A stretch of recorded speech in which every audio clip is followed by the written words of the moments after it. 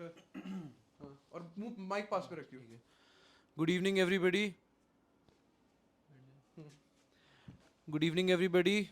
Welcome to our latest feature of IndieCast. Today, we are here to naturally talk about what the whole country is talking about, the non-escalatory strike that was conducted at various locations in Pakistan and Pakistan-occupied Kashmir late yesterday night. And we will try to discuss some implications, some outcomes. Naturally, everybody is concerned where this situation is going to go. People are evaluating whether this is going to lead to an escalatory ladder where we might end up in a long-term conflict or a war-like situation with Pakistan, or have we struck them yesterday and attained our long-term goals? So these are some things that require serious strategic discussion, and that will be the objective of our conversation. Let's get your thoughts, Jay. Yeah, good evening, everyone. I'm still trying to collect my thoughts after the attack. What happened was something that I did not expect at all because I was thinking that there would be a response, definitely, but it's going to be a little less stated. I feel this was an extremely visible and an extremely audacious attack where I feel not only there was enough evidence to show that it has escalated to a level where main Pakistani cities are being targeted, but also civil, militant outposts which are like nestled between civilian areas. Because I wouldn't call it civilian areas because that is Pakistani propaganda, and I don't want to fall into that.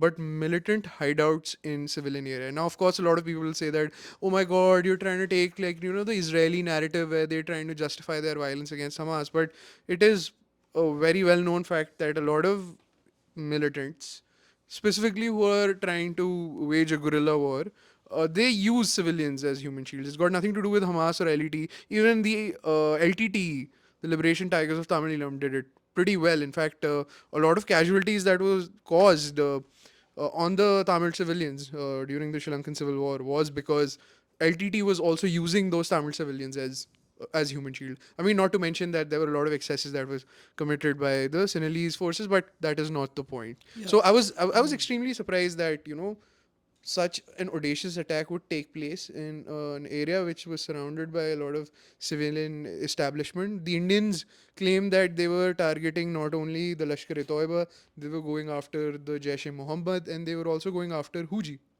The thing is that what India is trying to brand this particular operation is like a collective revenge of all the attacks that were sponsored or promoted by the Pakistani establishment over the past decade. Yeah, that's why earlier today, when the foreign secretary with the two lady military officers was briefing the press, they played a video at the start, and the video was a compilation basically starting at the parliament attack, then mentioned the Akshardham attack of 2002, then serial bombings that happened into 2008, the Mumbai attacks, etc., etc., obviously Pulwama, then finally Pahalgam.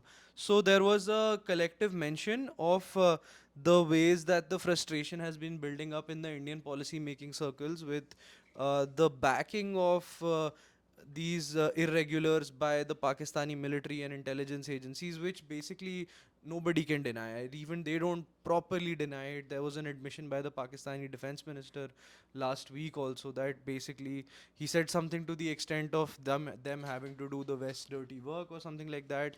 The US Navy SEAL raid indicated that Osama bin Laden, the world's most wanted terrorist at some point, was found in Abbottabad, some kilometers away from the Pakistani military academy, right? So there's no denying that there is large presence of people we call terrorists, no matter what they call them, and frankly we shouldn't care what they call them, in Pakistan. And what Jay mentioned is also important, that these areas have a lot of they have a lot of fusion, so it becomes challenging to target terrorist hideouts exclusively, because you never know that a terrorist may be occupying a space which has some women and children also. But having said that, I think the targeting was done in a very precise manner and in a way that could limit civilian casualties. That is to the great credit of the Indian Armed Forces, because it would not be a wise, prudent, or good PR if you end up killing unarmed civilians unintentionally or intentionally.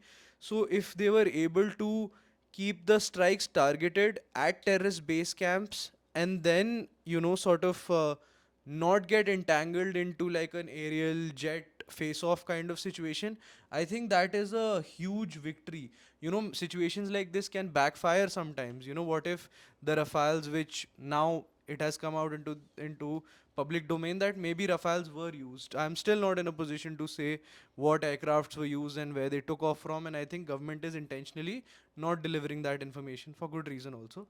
So, when these aircrafts sort of took off to deliver their payload, there is like a 1 in 3 chance or something that you could get entangled into a dogfight or maybe lose jets of your own. So it's a great success that nothing of that sort happened, and this is to the great credit to and to the talent of our pilots, our military professionals, whoever conducted these strikes, the details of which are still not fully out in Yeah, the it's very open. hazy. Like Because this is like, we get so impatient with information in today's day. This whole thing is less than 24 hours old. less than 24 hours, and So we're just like recording it as if in a time when we're still trying to catch our breath. yeah, And yeah, man, yeah, let's get it's your been extremely stressful, man, because nobody wants war and nobody wants to see their brethren die.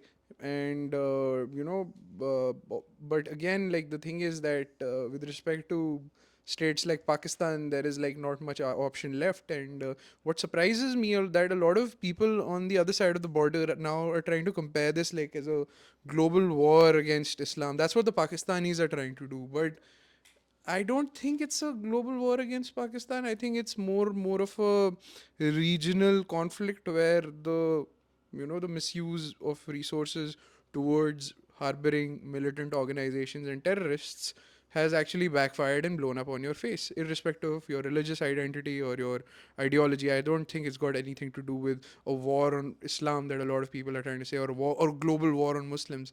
I think this is where people need to stop believing conspiracy theories and try to introspect, try to understand as to why something has happened. I think the biggest problem, not just with Pakistanis but South Asians in general, is that, and that includes us Indians as well, is that we never want to ask questions. We always like to blame the other party. We always like to find faults in others, and that's true about Indians as well. Like, just because you draw a border, your philosophy and your ethnic identity is not going to change. So yeah, I think that manifests itself in the other side of the border as well, where you always try to show yourself as a victim and all of that. I mean, I was feeling shocked at first. I was feeling very, very nervous when the attacks happened, and then I felt that maybe the Indian armed forces and the Indian state escalated a bit too much. But then I was reminded by the horrific images that I saw during the Pahalgam attack. Before that, it was some other attack. Then I was reminded about all these attacks that I witnessed, when I was growing up. Like, when 26/11 happened, I was 12 years old. And when the 2006 bombings happened in Bombay, I was 10 years old. When the parliament attacks happened, I was 5 years old. So when I was growing up, I was just seeing attack after attack take place against my people, against my country. So given that collective trauma and the memory that it has left behind, and given that most of these attacks were specifically directed against my religion and the practices of my people, I felt that we were totally justified in this response. yeah. I think, Jay, one thing very important that you brought about is the perception management also.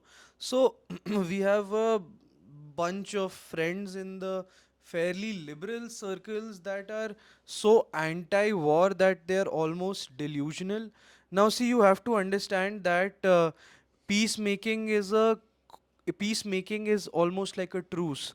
So both parties have to keep their side of the bet. So when when not conducting war is in the best interest of both, we all love peace. Who doesn't like to have security, freedom of movement, and all of those things?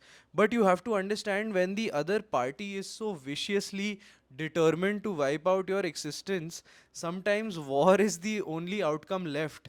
So many of our historical forces have been determined by war. So many of us probably exist because our ancestors at some point took up weapons. And so, warfare is a natural outcome of human existence also. Sometimes escalatory ladders have to be climbed to protect your existence, and sometimes terrorist hideouts need to be struck across the Yeah. border. So this is to the great discredit of the extremely, peace loving lobby that basically doesn't condemn uh, radical Islamic terrorism on our civilian Or population, the which is, Maoist rebellion yeah, that's been happening. which is clearly being backed by our Western neighbor. And it's only when we push the escalatory ladder in response, which we should, it's only then you sort of come to remind the institutions of government or their advocates of peace. It starts seeming selective, and after a point it starts seeming useless. So I think if you want to contribute to the public domain and public policy, you need to make points which are corrective and more relevant. So, just, oh, all wars are tragic is not a valid point. We needed to go to war. We needed to go to war because at some level, the state also felt like it failed a lot of us Hindus by not being able to protect Hindu tourists in Pahalgam, and an escalatory ladder had to be climbed. Women were widowed, CRPF, police, army did not show up. So there is a duty that the state has to the people, and that duty is always not coded in contractual law or something. Sometimes the duty is more philosophical. Sometimes the duty has to be carried out with a show of strength, and I think that show of strength was targeted. It was remarkable, and this is not a jingoistic call for war, but I think that this was a fairly responsible strike, and I will always be in support of it. I totally get what you're saying, but what is happening right now, specifically in the social media sphere, is that a lot of people are talking about war as if they're going to go and fight. I feel that is unacceptable, because a lot of people are like keyboard warriors, and they're saying, "Yeah, I'll go do this. They have to do this and they have to do that." But you know, talking about and glorifying war on social media is different than actually being in a state of war, and that is my opinion. And I feel, to counter that, a lot of people from, say, what you can call quote unquote liberal circles are just calling that out by stating that fine, a response is required, but it is also very important you understand that if you're in a state of war, it's not like a Call of Duty game that you play at night, or it's not like a Yeah, Battlefield no, game that you play at night. I understand So that. I feel lot of times the pushback is towards those jingoistic keyboard warriors who don't see the horrific things associated with war, and they just associate it with, like, chest beating and chest thumping. And I think So, to counter that is also important. I'll slightly disagree here with you, Mm. because the outcome here is that sometimes if you're playing a game, right, if you do nothing, you may not get any retaliation. The thing with Pakistan is that if you do nothing, the danger keeps growing. I agree. So that is backed by empirical evidence. This is not me being jingoistic. Mhm, If you absolutely. followed our Mm. series, you know that we are the least jingoistic people. But sometimes the option of the targeted military strikes against the border is a valid one, because reliable intelligence agencies in under any political party have pointed towards the presence of large amount of support, technical, military intelligence, all given to jihadist or Fidain elements from within the Pakistani society, who are launched into Jammu Kashmir. Sometimes they're launched into mainland India to kill people, who don't follow Islam, for the lack of a better word. I totally So, agree. I mean, I'm not saying that we should climb up a jingoistic ladder, and I'm also not saying that Indians don't know the price of war. Mhm. No, I'm sure nobody who's glorifying yesterday's action, everybody knows the danger of going to war. But that's also, in a way, the limit to which you've been pushed, right? I sort of agree there. My whole understanding is that we should also be careful of trying to get ourselves into a situation which I feel untrained people would not be able to handle. I'm not saying that there's gonna be, like, conscription or anything. I'm just saying ki there should be some levels of nuance before jumping into social media Yeah, rhetorics. no, I That's all I'm absolutely saying. agree with you. You're absolutely right there. I think that there's my my problem with how we have gathered information is that very little information was released about the attack. So we don't exactly know how army, navy, air force, how they coordinated, except for very loose statements by reputable media organizations. I don't think there was any confirmation that I know of even the Rafales being having used. Although now people are saying that it's largely confirmed, the missiles which have been used have been named, but beyond that there is little military clarity since True. I we are late sleepers as most of the people in our generation. So yesterday night I was going to sleep around 1:51 a.m. and around 1:28 a.m. or something. This Pakistani journalist that I follow posted something about the attack, and then I checked up Twitter, and then the news was all over there. And then I started feeling like, okay, let's just follow this whole thing for a bit. So when we started following it, you can see how quickly events in today's day become such huge disinformation and propaganda campaigns, because it took less than a few minutes for people to start saying things like, okay, Srinagar brigade headquarters has been attacked somewhere near Srinagar air force base has been attacked, or we have this was obviously coming from the Pakistani side. People were saying that 2 Indian jets have been downed. And so the rate at which the disinformation was increasing, and the tools that we have to counter that disinformation, there is a huge disparity there. And I feel like the fact checkers and all these people need to be more empowered to deal with situations like this. I agree. Suddenly Mohammad Zubair has become a hero of the Indian right wing, a person a person that the Indian right wing used to really dislike. But yesterday Mohammad Zubair spent the whole time countering Pakistani claims of Indian Rafales been having shot down. Hmm. So there were people who used to at some point threaten Mohammad Zubair on Twitter, retweeting his posts that this is an old video, this is an old video. So and then there was some credible reports of something having crashed in Pampore. Again, despite having read and reread, I don't think we were able to conclusively say what kind of aircraft crashed. So there's definitely a lot of haze and fog around this, which, to be honest, we are not even in a position to to sanitize this information. But we can just say what can be happening strategically, what can follow, and there also we can just give our estimates, because there are too many claiming to be expert kind of people like ourselves on the internet these days. Absolutely, So man. It's um, just it's insane what's going on, and honestly, I would really want that. I would want Pakistanis to not retaliate because I feel even I did not know that the Indian state would go to such an extent. And given that they've already gone to such an extent, and if the Pakistanis think that they can come and attack like a Indian military installation, I don't think it's going to stop after that. It's just going to be a bigger retaliation. And you know what? The problem with the wars are that you don't know when it just goes out of control. And once both the parties are locked in, and due to the domestic political pressures on both the parties, it's very, very difficult to pull the plug.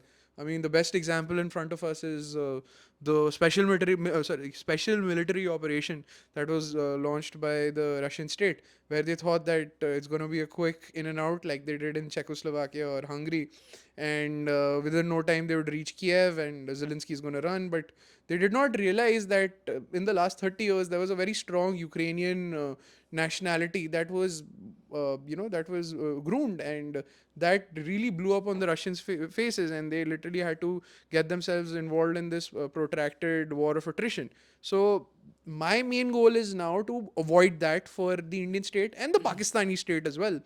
And the only thing that is going in the favor of us not getting into a protracted conflict is limiting the conflict around LOC, because that terrain does not allow such a trench warfare to happen, because it's trench warfare usually happens in around plains, and if you're on like such mountainous territories, it's very, very difficult to hold on to posts and different places. So usually getting a ceasefire deal is a lot more easier. That is one aspect. The other thing that, and this is me again going extremely ballistic with my predictions. The other thing is that maybe there is a popular rebellion against the military establishment of Pakistan, and they get rid of the present civilian government, and they bring back Imran Khan or something, and they try to balance the whole situation out, and then put pressure on India through through international organizations, and then try to groom and try to fund pan India Islamic organizations like Indian Mujahideen, or try to revive that, and try to take the focus away from Kashmir.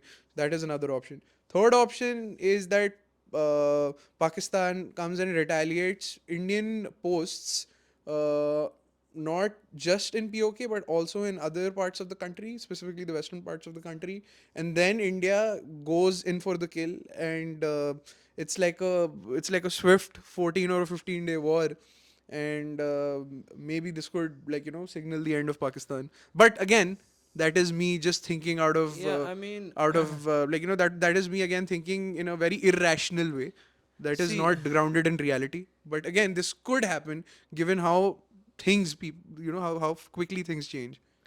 I would say that a bunch of the things that you said towards the end, in my view, would be pushing it. Yes, But yesterday I know night, that. but no, but yesterday night, the Indian military just dropped a bomb in Pakistani Punjab. So Exactly. nothing is pushing it in today's day. Exactly. That's So what. much of the policy rhetoric is around taking back POK Exactly. and attacking. There have been voices which are slightly dissatisfied that no Pakistani military establishments were attacked in the process. Now, I think. What I've been trying to do since yesterday night is that because now India has we were attacked, and now India has taken a few leaps on the escalatory ladder. The burden is on them now to do what they plan or intend, and depending on that, we will retaliate again. I think just before we started recording this, there was a statement playing out on the television screen from the National Security Advisor, Mr. Doval, that India can do a Operation Sindoor 2.0 if required. So there's always this element of you always having the option to climb the escalatory ladder, but you should always still be cautious of when it becomes a war of attrition. So that balance has to be struck. I think that yesterday is a great example of when to sort of seize military operations, because I'm not just impressed with the fact that the Indian military was able to go and strike in POJK in Punjab, Unbelievable, man. in many of the Jaish-e-Mohammed, Lashkar-e-Toiba holding areas, but they were also able to do it in and out in 23 minutes without getting into a dogfight, without getting fired at by any anti-air defense systems of the Pak army. Whatever their claims may be, I don't think anything has come out in the open by PIB or the Indian military. Until then, I'm not really taking any other sources' views as verified. So that's my first view.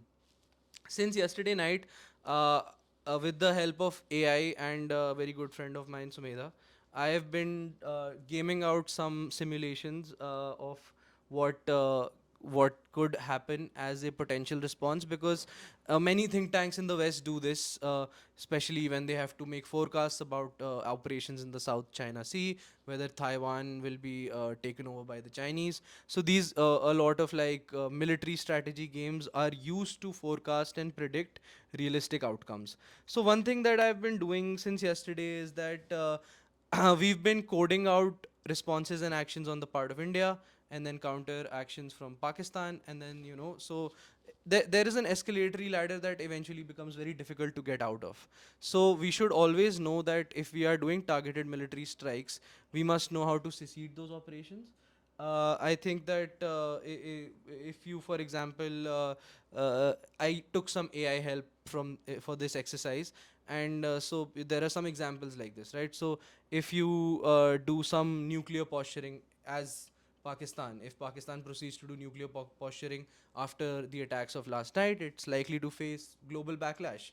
India, as we know, all of today has been trying to gain strength diplomatically, and the fact that this attack led to deaths only of alleged terrorists versus Pahalgam, which led to deaths of unarmed civilians. So getting diplomatic support internationally is not very difficult, even though Jay and I have argued in the past that diplomatic support is not that important in taking forward your international agenda. I think Israel has lost diplomatic support so many times, but they've done what they I mean, wanted they to do. could not You stop know. Azerbaijan from completely routing out Yeah. the Armenians. Yeah, one of the things that I suspect Pakistan could try to do is that they will try to revive some kind of jihadist movements and send infiltrators into India, but that will come at the massive risks Of of again having an attack. retaliatory pressures from India, which now Pakistan knows has the capacity to strike in their mainland also. So this is going to be a escalatory ladder which will get harder to come out of for Pakistan actually, because I think their diplomatic stance, their financial stance has weakened over time. Their position in the international community has also eroded significantly, even in the last 4 5 years. Like I would argue that they were in a slightly better position even in the 2019 Balakot They crisis. were. So yeah, this is some examples that you can keep coming back to. Like if Pakistan is to do some sort of like strike in India, they have very limited options because we don't actually hold terrorist bases here. So what will you strike? And that leaves you with the only option of either striking civilians or either striking military. Yeah, they have been striking civilians. Yeah. Most of their attacks have been directed to the Hindu pockets of Jammu, where 15 people are already dead. Yeah. So, yeah, I mean, even after that, I don't know what do you expect us So to I do. mean, they can't attack military establishments. That's an act of war. Attacking civilians is a deeply disturbing act of war. Hmm. So the only realistic options which are left, which are non-escalatory for Pakistan, are things like a diplomatic offensive that you bring China, OIC, UN, or try to bring UN on your side. Maybe push proxies and try they what they will try to do is uh, make holding JNK harder for India, but because we have such a strong security grid, they are unlikely to succeed over there. So I think their real successes will lie in maybe when they try to do something like de-escalation and call for dialogue, because militarily I think our capacity has sort of exceeded their own right now. And if they, for example, mobilize troops and try to provoke India, mobilization is something that the process of which we have already begun. So what India will do is that we will counter mobilize, and this will have a mirroring effect in a time where we have sort of put our population, civil, military infrastructure in a mindset of war, and we've already struck once. So if this escalatory ladder has to be gone up, then you must know that India is much better prepared, much better positioned, Much and better armed, and bhai. arguably I did right not now, know. I yeah, did not know. I genuinely underestimated our capacity. and arguably right now much better placed in the international community also. Now I think I just want to conclude by saying that my assessment also, as people who very arrogantly sometimes we assume to be security, I don't never use the word expert, but for example, let's use the word analyst, people who can analyze security well. My assessment was also that maybe the Indian government will conduct very limited strikes somewhere near POK and then try to isolate Pakistan diplomatically. This was a lot stronger messaging, even in what I could estimate. So Absolutely. we'll eat a humble pie there. The bombings looked almost strange in a way that I never expected the Indian state to do, because I think over time the Indian military thinking became very soft. And I think that is a culture that the Narendra Modi government has sort of fought away and brought back preemptive striking or targeted terrorist striking to their great discredit. And I think quote unquote military thinkers will have to keep up with this, because everybody's predictions are as good as some laypersons, in my view, in today's day. Nobody's making very accurate predictions, as no matter what people say right Also, you now. have to understand that there is also a difference between attacking the forces and attacking the civilians. The reason why I feel that they really went full throttle this time is because most of the retaliations that this government did was in response to the attacks that were happening on military targets. So, from that perspective, I think it was a way of saying, ki fine, we'll do we'll do operations which are a bit balanced, which are not so high headed, and they're not very braggadocious in nature. And yeah, I think that's what they were aiming for in the previous attacks. Whereas this time, because civilians were killed, because non-combatants were killed, lot more was at stake. And I think this was the messaging that was required. And this is not just any kind of messaging, man. Like the kind of missiles that were dropping, Yeah. I was shivering seeing all of that. I was like, bhai, kaise? I mean, there's a weird satisfaction in seeing your adversary also be scared and pushed back. I think Pulwama was very difficult to gain international support in. Not that international support matters too much, but Pulwama was difficult because after all, it was personnel of the armed forces who had died in the attack. The the gains that you can make in terms of responding are very high when unarmed civilians are attacked, which was the case in Exactly. Pahalgam. So I think that this led to some for the lack of a better word, some new military thinking, which was allowed to be adventurous this time. I think there was a little bit of for the a little bit of a jo hoga dekha jayega type attitude on the part of our defense Absolutely. establishment, and you need that kind of strategic risk taking. I think that the domestic population of India has been expecting a satisfactory response also. While you shouldn't let populist measures guide your policy making, politicians are also smart enough to be aware of what the people expect from them. I think over a period of time, even senior officers of the military have become bolder, and I think our intelligence agencies must have been doing a phenomenal job of gathering intel over the last few decades or so of where these targets are. I'm using the word decades intentionally because the presser of the foreign secretary started with the images of the parliament attack, and it went up to the Pahalgam attack. So these are all the 9 targets have to do with all the terrorist attacks that may have had to do with any of these attacks in between. Absolutely. So I think that that's a very strong message over there. I think another thing to conclude from this is that the next time any of this uh, posturing happens from Pakistan, when proxies interfere in JNK or any mainland part, the escalation will be twofold. 2x of what it has been. It won't just be at military assets. It might be in cities where terrorists might be hiding. It might be, in very areas very proximate to Lahore actually. One of the bombs Absolutely. went off very quite close to Lahore.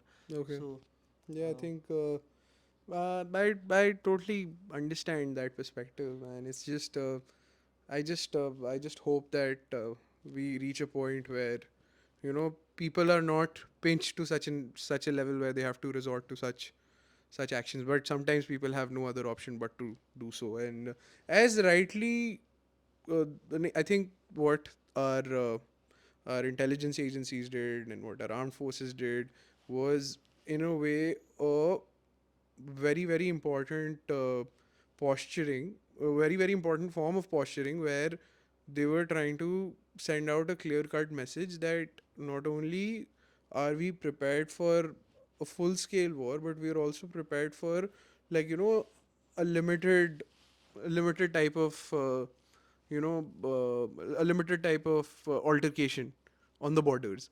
And because, as you mentioned, that we have prepared ourselves to such a level where we have mobilized, and we've been told to indulge in all these war drills, right? So any type of attack or any type of posturing from Pakistan side would mean extreme would mean would mean, like, would mean getting even a worse type of response from India, which could, like, really push everyone to their edge. And that's yeah, why I feel that it's very important that everyone is, specifically on the Pakistani side, is very careful as to where they want to take this. I'm sorry, I was, like, losing my train of thought. no, that's all right. I do think that one more thing we must understand is that if we stop escalating, India is in a very good position right now. You have to understand that we struck precisely, we struck well, we struck efficiently. I think a lot of learning was done after Balakot. This time, a lot of video evidence was gathered. This time, the strike was such that many civilians around the area could at least see and record, and nobody would be asking for proofs. So, there's a decent amount of learning that has happened, that after Balakot, that the people who were asking for proofs of the efficiency of the strike will sort of be quiet after this point. There was also a learning that had happened of striking in a way where you don't get pulled into deep military engagement with Pakistan, and we were able to do these two things very well. I think, despite simulations and gaming or any kind of military thinking, nothing would have predicted such a good outcome that Indian forces had from Operation Sindoor. That it was a quick 23-minute Yeah, I entry, think exit, precise strike, and we, touch wood, have lost very little defense assets. If we de-escalate from now, our policy goals, our security goals would have been met, our domestic political goals would have been met, and we can start going back to a position of relative de-escalation. I don't want to use the word peace yet. yes, Jay, yes, back to you. absolutely. I totally agree. I think the biggest victory, I think, from India's standpoint is the PR victory. I think the way that the Indians have used social media this time is phenomenal, and I think the heavily produced video that was put by the Indian Army on their Instagram was I will was find I you. will find you. It's like, it had its it had its effect on the target audience, which likes things like that. And also It's like very Liam very Neeson. interesting point that I would want to bring your attention to is like how Narendra Modi in today's speech didn't even acknowledge the operation. He just said that, you should be very proud of your armed forces, and then the guy just went to, when started talking about India's space missions. So I think that that was was very bold. I think that was that actually was very very bold. smart. That is actually Yeah. like, it's like it's high time that us Indians also move beyond our obsession with the Pakistanis. Yeah, I think, Jay, Yeah, very good I point. think this is what like the prime minister is also trying to tell us is Very that good point. we are literally aiming for the space. Why should we be worried about a bunch of Punjabi Maulanas who don't want to, come out of their safe havens and use civilians as, human shields? So I think that is what the prime minister is also trying to say. I think, despite the fact that there was a cabinet meeting and obviously meetings with the NSA, yada yada yada, uh, the main fact is that to the media, the highest ranking official that has spoken is the defense minister. Rajnath Singh also had very limited interaction with the media, but the briefing was done by the foreign secretary and a colonel and a wing commander. So, obviously, these are all high ranking officers, but they are not the pinnacle of the government institutions. So, there is a clear messaging that we don't want our absolute top brass to be fully engaged in Yeah. these conversations. So I think that's a good observation also, that in our main policy priority, Pakistan is not the main subject of discussion, despite all the preparation that we are doing. Also, very importantly, another very important thing that I've noticed is that in a lot of recent speeches, the prime minister has also started using the English language again, because too much focus on Hindi was, I feel, isolating a lot of non-Hindi speakers in the country who are extremely passionate about their linguistic identities, specifically down south. So I think the fact that English has been like, has been reintroduced in prime minister's speeches is also a way of, acknowledging that English is a very important language for this country's unity.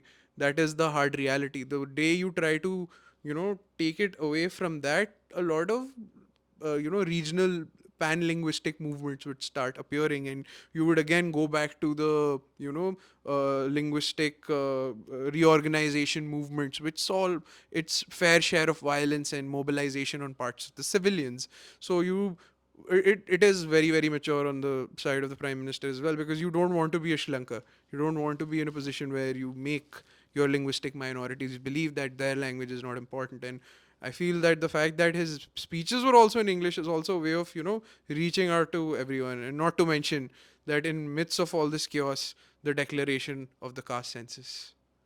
That is going to be our next episode. Yeah, we will speak about that. In fact, I have also slightly been the